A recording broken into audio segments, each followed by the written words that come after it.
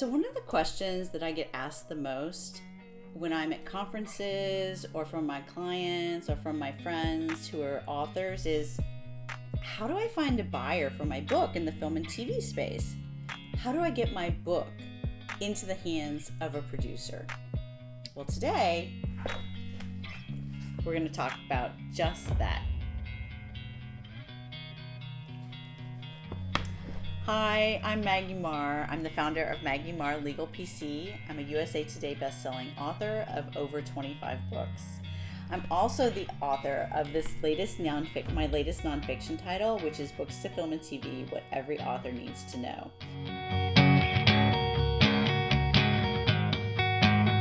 I love this book. I think it's a great resource guide, or that's what I intended for it to be. You can pick it up in paperback, ebook, and audiobook.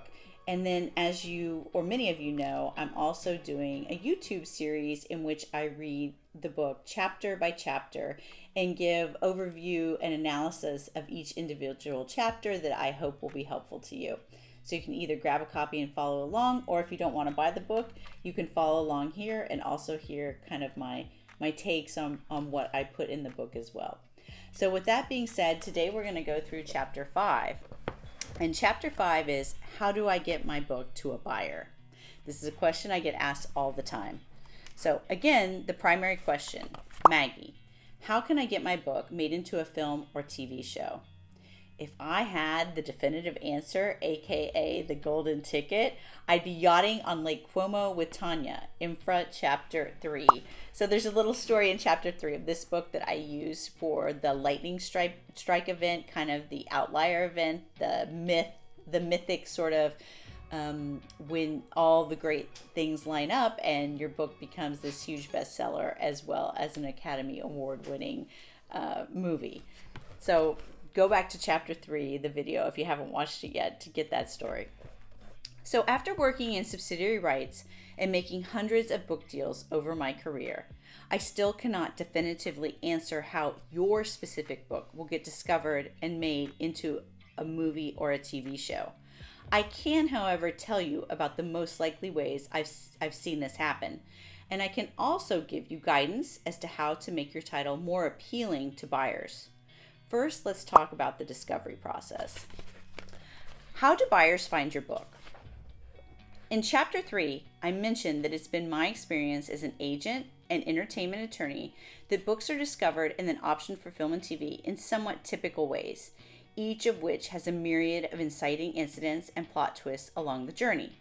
In my experience, there are 3 ways in which most underlying intellectual property, in this case books, gets discovered.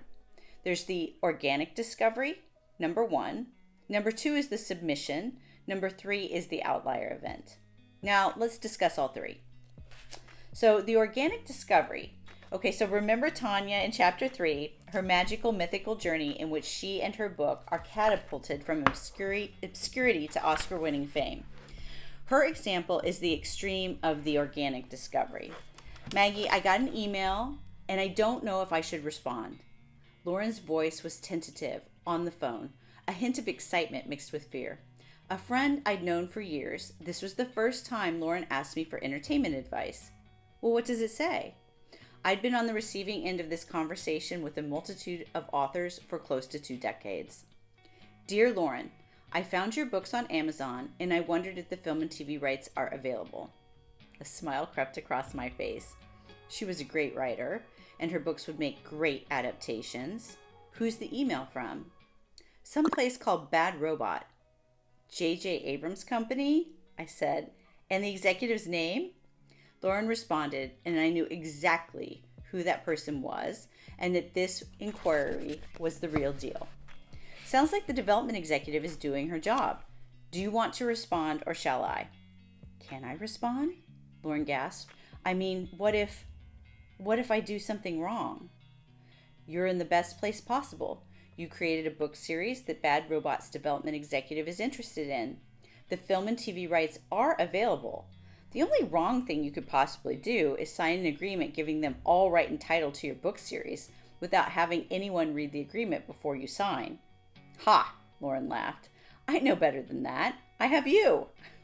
I smiled. Reply, start the conversation, enjoy the moment.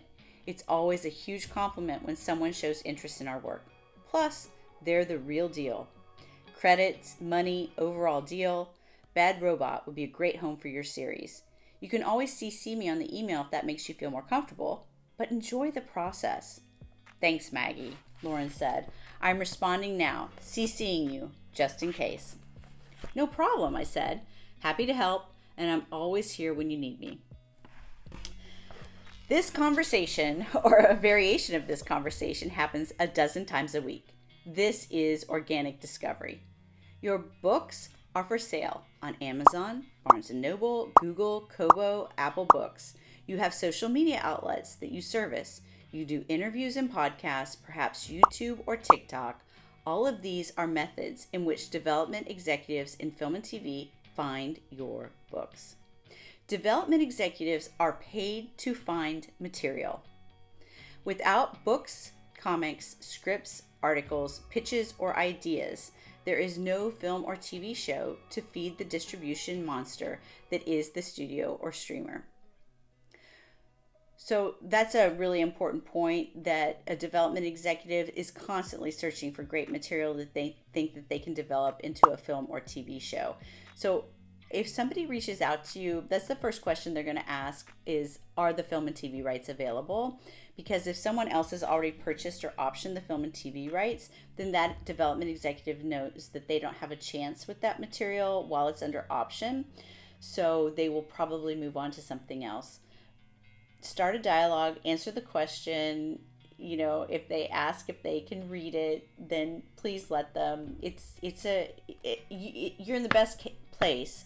Just don't promise anything and just don't sign an agreement, because it's really important to have someone with an entertainment background. I would say an attorney, an agent might work as well, but you want them to really redline that deal. Review anything that you might sign that would be about optioning or selling your rights, your film and TV rights. Distributors need your book. Distributors turn to production companies to find and develop content. Production companies hire development executives to look for and develop content. Believe me, there are hundreds of executives out there looking for the next Harry Potter. A great development executive spends time searching for and reading content. This is content they find on their own or through a book scout that they've hired, or content that is submitted to them through an agent, manager, or entertainment attorney. The above example is one of organic discovery, in which an executive or producer finds your books and reaches out to inquire if the rights are available. Respond. Enjoy the conversation. I'd simply advise that you don't sign on the dotted line of an agreement until someone, qualified entertainment attorney, reviews the agreement you're sent first. Okay, so the next part is turn your odds from abysmal to great. An easy, cheap, and effective way to enhance the likelihood of your book experiencing the organic discovery is to put the following everywhere: website, Insta, TikTok, Facebook, Amazon bio, everywhere. For film and TV rights inquiries, insert your email address there, or an email address that you will respond to, review, look at. I'm going to repeat this one more time. For film and TV rights inquiries, and then an email address.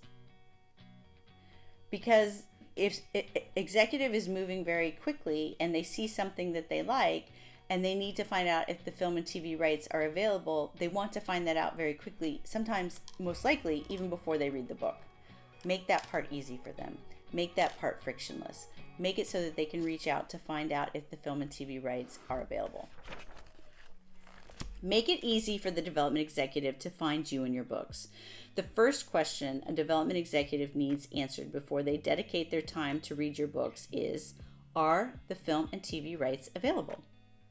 Make it easy for them to ask you or your representative that question. Okay, so number two, the number two way that books get discovered is the submission. Oh my God, I read the best book this weekend. I said, because there are so many great books and I am a bibliophile first and foremost. What was it? Natalie asked. I've got Natalie's attention for 6 minutes tops. We go way back to my assistant days. As the head of a giant production company, she's busy, and I don't get much time, so I have to make it count. It's a rom-com about a woman who inherits a vineyard. She moves from Brooklyn to... Send it to me. Natalie interrupts. Just found out we're doing 3 more rom-coms. I need a book or a script or something to fill the slots. Done, I say, and begin the submission email. What else are you looking for? Do you have any great paranormal with witches? Oh my God, yes. Have you ever read?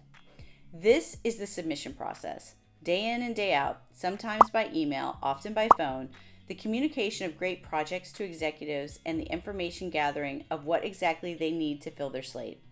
This, in addition to negotiation, redlining, and reviewing agreements, is what I do. I submit great material to great executives and producers to try and help them to make or find great movies and TV. Sounds simple, right? It is and it isn't. First off, you have to have a relationship with the executive to make the submission. Secondly, most production companies and studios do not accept unsolicited submissions. That's not because they don't see the value in your material, it's to protect them from getting sued. At any given time in town, there could be 12 rom-com projects in active development about women inheriting vineyards. The production company and studio want you and your material to be vetted, and they want a record of the submission and the communication so that they don't get sued if your project is close to something they already have in development.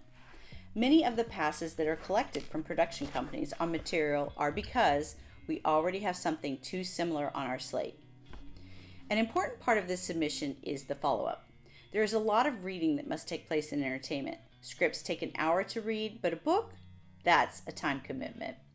My follow-up email on a book usually goes out 21 days after I've submitted the book. An amazing executive will have already given me a response prior to the 21 days. But hey, like I said, a book is a big time commitment, and each of us has a giant weekend read pile. After the initial follow-up email, if I don't get a response in a week, I follow up with a call. 99.9% of the time, I get a response with my follow-up call. Hopefully it's a yes, and an offer is forthcoming. But if not, I've collected my no on the project, and I continue my search for the right home. All right, so that's the submission process. So it goes a lot like what I was saying in my example, where I will call up a producer, an executive, someone that I like or know or understand what they're looking for, and I will tell them about projects that I'm representing, projects that I've recently read. I will also ask them what they're looking for, what kind of material they want to develop, where their needs are on their slate, and then based on what they say to me, I will try to, or I will think of what I represent or have that is similar to that, and then I will submit that material to them with an email and a PDF attachment of the book for them to review and read. Now keep in mind, most executives have 7 to 10 scripts they have to get through, and then they have books that they have to get to. A number of the scripts that they're reading will be so that they can provide notes to the screenplay writer over the weekend. So the weekend read is real and it's intense, and it's something that everyone in town has. So I know that my weekend read can be a lot, and a book takes a longer amount of time for an executive to get through. So that's why generally it's a 3-week follow-up point for the first follow-up. All right. So the number 3 way that books get found for film and TV is what I've called the outlier event.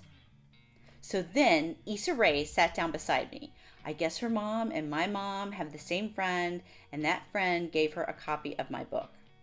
My heartbeat kicks up. I am a storyteller who loves a great story. And this is a great story. And then what happened? Well, Jackie's voice gets soft. Then Issa said that she loves my book. Oh my goodness! I nearly shout into the phone, fall off my chair, and drop my coffee all at once. She asked me, Jackie continues, if I had a rep, and well, I told her you. Thank you. That's so kind of you to think of me. You know my favorite thing is to see great books made into film and TV. I guess Issa's Business Affairs is supposed to reach out and send an offer? This is huge. How are you not screaming into the phone? Well, I did jump up and down when I got home, Jackie laughs. And then I called you. I scroll through my inbox. No offer yet, but this just happened? 2 hours ago, Jackie pauses. Oh my God. Issa Rae wants my book for her production company. Only one of the most talented creatives on the planet thinks your book is awesome. I sing-song into the phone. Congratulations. It's a great book. Thank you, Jackie says, and I can hear the smile in her voice. I'll let you know when I get the offer. HBO Business Affairs is usually really on it. I smile too. I'm so happy for you.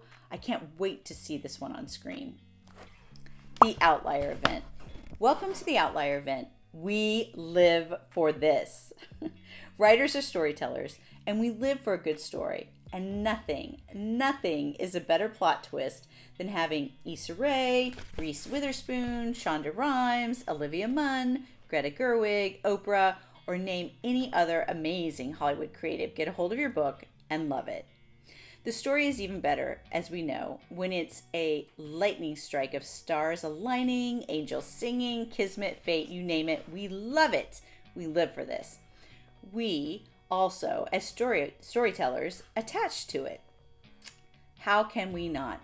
It has all the elements of a fantastic happily ever after and the universal fantasy of being discovered that storytellers create in their stories and sell to their readers. But let's be clear. While the above does happen, and on more than one occasion, it is the outlier event. It's more likely that your title is subbed 10, 20, 50, or 100 times before finding a home with a production company, if ever. I liken the above scenario to a first-time fiction author being a #1 New York Times bestseller with their very first book. We know it happens, but is it likely? Not really. You realize that to make a living as a writer, as well as collecting your letters, NYT, WSJ, USA Today, is a long slog. Writing to success, for most of us, is a marathon, not a sprint. Same with finding the right home for your work in film and TV. The path up the mountain usually comes with some switchbacks and an avalanche or two. Jackie's story is more like an express high-speed gondola to the top of Mount Hollywood.